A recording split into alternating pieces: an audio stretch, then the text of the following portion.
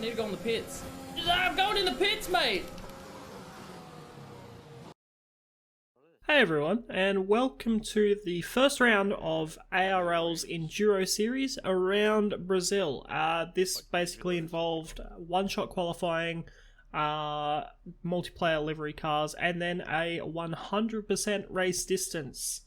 So we were in for a long one. Glad that we didn't have to do short qualifying as well, otherwise we may have been struggling to get through to the end, I think.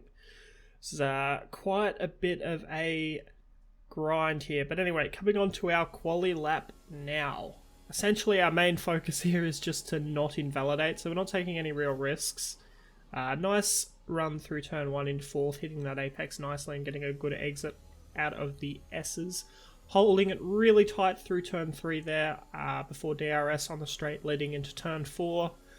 Really big area for invalidations here, so we make sure we stay well within the white line there on exit. And then through turns 6 and 7? Yeah, 6 and 7 here. Little bit of a back end loss there, and nice braking through into the middle sector now. Keeping it really tidy so far. Nice and early on the power. Late braking here. Missing the apex slightly, but nice clean exit as well. And coming up to finish the middle sector now, and we actually go purple through the first sector, but through this final corner here, I don't know what I was thinking. I left it in 5th gear, lost a lot of speed on the exit because of it, and that carries all the way down to the line here. You'll see we don't have a purple lap at the bottom left, and we've missed out on pole position by less than a 10th. It's really, really unfortunate there. Anyway, moving on to the start of the race now. Our similar plan as per always, just get ready, chilled out. We want a nice clean start, don't want to contact anyone. So 5 red lights. And away we go, and it's a clean start. We didn't get Dutchy off the line, but we have defended our position from Ducks in 3rd. A little bit deep into turn 1, but that's not terrible, and essentially what we're going to do is just follow Dutchy around. We want to minimize the amount of ERS we waste early on. So we get a VSC, not sure what caused that. I think we had a spinner at the back, maybe Slimy, I think. Not really sure on that one. But yeah, VSC now. So yeah, not much to do with the VSC really, just make sure we don't go onto the delta. There's still that weird bug where it drops the full second randomly of your delta. I think it happens to everyone though, so it's not unfair or anything, but a little bit annoying. But yeah, just making sure we don't speed under VSC, and off we go again.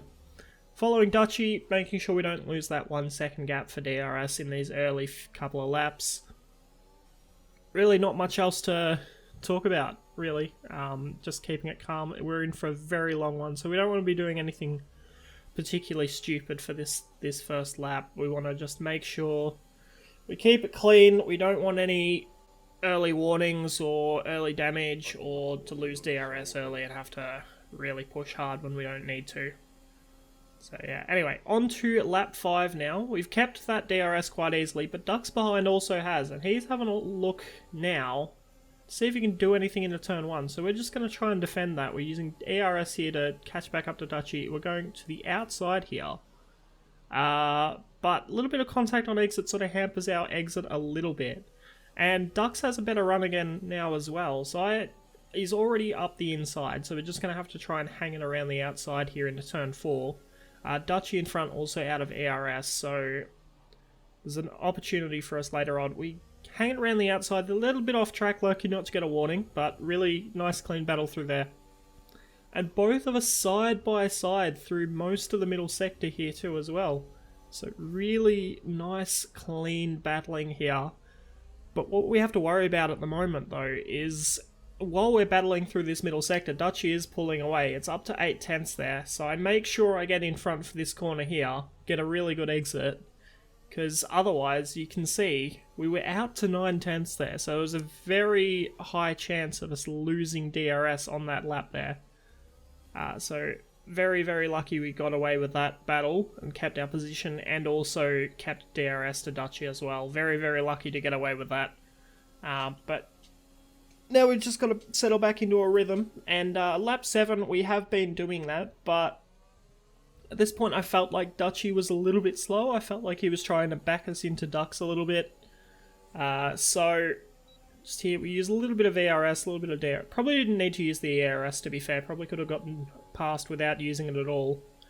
Just take the lead into turn 1 on lap 8 here. A little bit deep, but it's no big deal. But yeah, just focusing on keeping a nice rhythm and defending a little bit into turn 4 here, because I did actually want to stay in front, but not too stressed, and Dutchy doesn't find it too hard either, so we keep that position.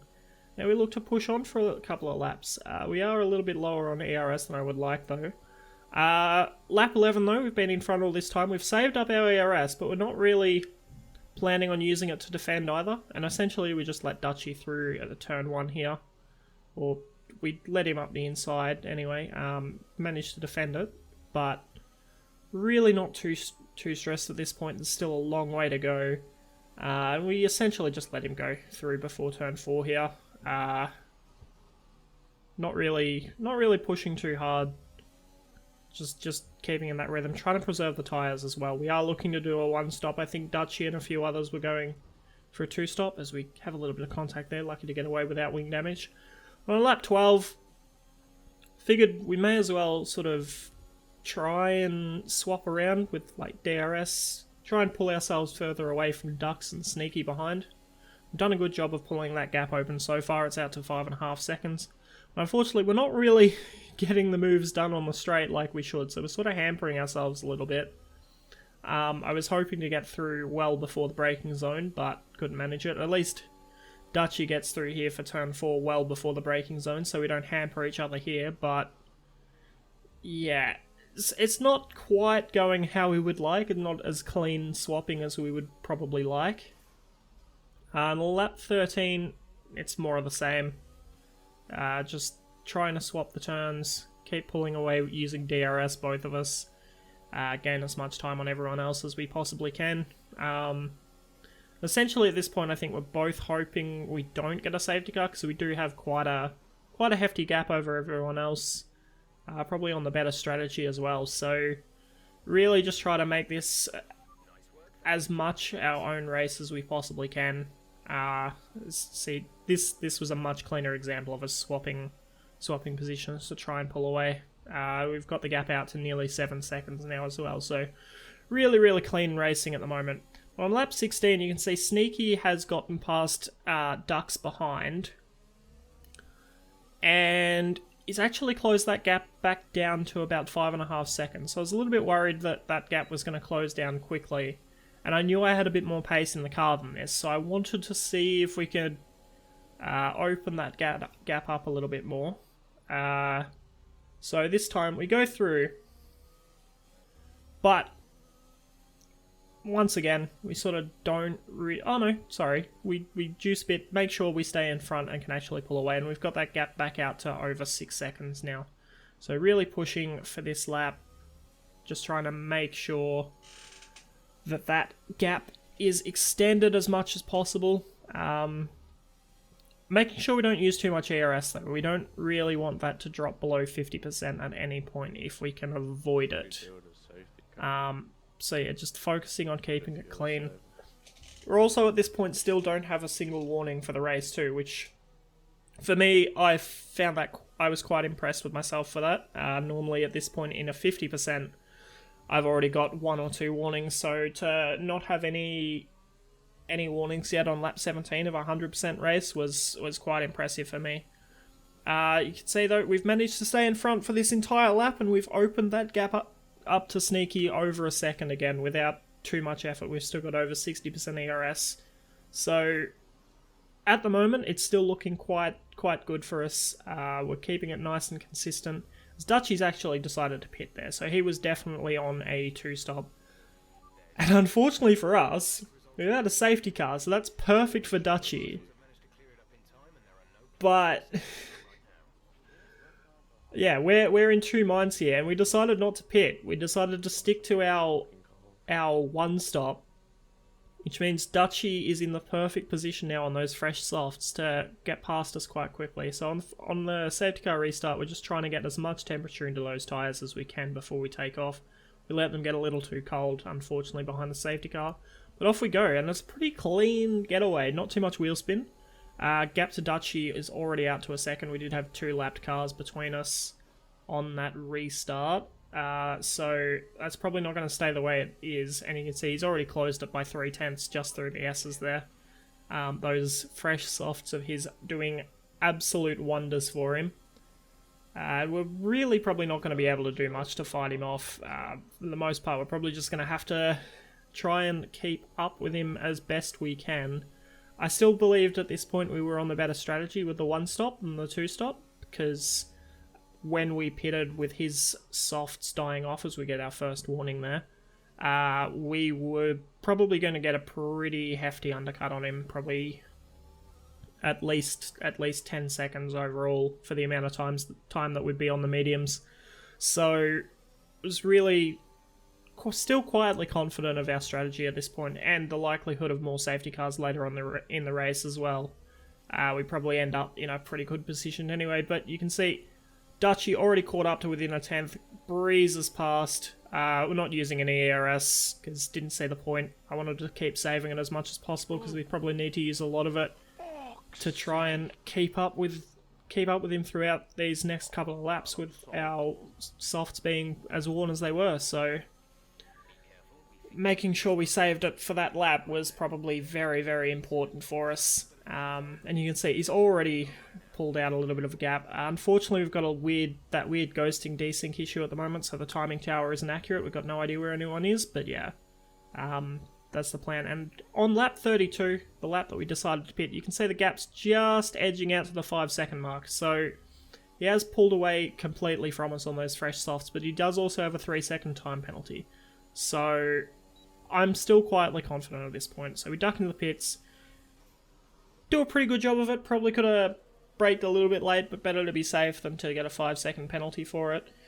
And we are jumping on the mediums to the end of the race. The strategy for 100% race is exactly the same as a 50% race. The tyres just last twice as long, so it's a pretty simple choice to just stick to the one stop soft to medium and go on with it. So yeah, we're just gonna head out, pump the laps in, nice and consistent, avoid getting any more warnings, and just go for it and see where we end up. But on lap 40, we've caught up to some other drivers that are still on a different strategy. Both of them, I believe, at this point on softs. No, Crispy was on the mediums at this point. So T-Mac on the softs, still yet to pit onto them. But we've got a very nice exit here. And he's pulling off to the right-hand side of the track here. So I didn't think he was going to pit. As we go up the inside of him, and we're spun around and have a broken wing, and that both broken front and rear wing. And that is the end of our race. Yeah. I was not happy. Was in a really good position to either podium or likely win the race, and taken out. You guys saw the clip at the start too. T-Mac's excuse was that he was pitting, and that meant that it was my fault that I was there. So, not impressed. Our race over essentially, whether we get a safety car or not now to bring us back into it, because that rear wing damage essentially makes the car undrivable. We dropped our wing by 2 clicks at the front to try and negate the lack of rear downforce a bit, but you'll see through here on this first lap on the mediums, we have to make a massive correction there. It's pretty close to undrivable for us at the moment, and it's just a struggle. And on lap 49, we catch a bit too much of the curb, we're around, and that's us out of the race. So to go from such a good position to out that quickly, very disappointing, not the result I was looking for. And especially with after the race, with T-Mac's reaction that it wasn't his fault, it was mine. I only have his own words for him, essentially. I have his own words for him that he can have right now. Yo, what a clown! But yeah, thank you all so much for watching. Hopefully the next race can be a bit better. That'll be in 2 weeks for the Enduro Series. I'll have a video coming out for the Sprint Series, either tomorrow or the day after as well. That shouldn't take me too much longer to edit. And I should also be streaming the early tier on Thursday here from 7 o'clock Australian Eastern Standard Time. So if you're keen for that, come join in on that stream as well. It should be a good time. I can't remember where we were racing around. Last week was Australia, but I missed out on it because of my internet. But it should be a good track no matter what. Thank you all so much for watching, and have a good one.